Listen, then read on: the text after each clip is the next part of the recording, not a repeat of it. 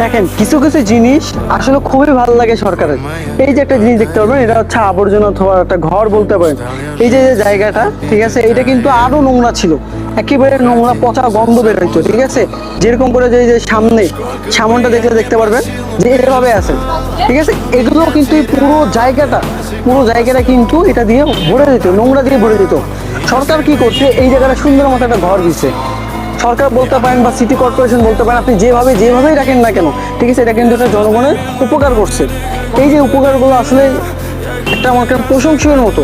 আপনি ভালো কাজ করবেন, এটা বলবো, এটা অবশ্যই বলবো। এই জিনিসটা আমার আসলে খুব ভালো লাগছে জিনিসটা। এরকম যদি আমাদের 4-5টা 7টা 8টা যদি রংপুর শহরের মধ্যে দেওয়া যেত, বড় বড় কয়েকটা প্রজেক্টের মধ্যে বা বড় বড় কয়েকটা জায়গার মধ্যে, ঠিক আছে, ময়লা আবর্জনা আসলে অনেক কমে যেত, অনেকভাবে কমে যেত। ঠিক আছে, আসলে সরকারকে ধন্যবাদ দিব যে এই প্রজেক্টটা করার জন্য। খুবই ভালো লাগছে। দেখতে পারবেন উপরে একটা সাউন্ড সিস্টেম দিছে, যেন বৃষ্টিপাত বা যেভাবেই বলেন না কেন এটা যেন নিচে না পড়ে বা কাদো না হয়, ঠিক আছে।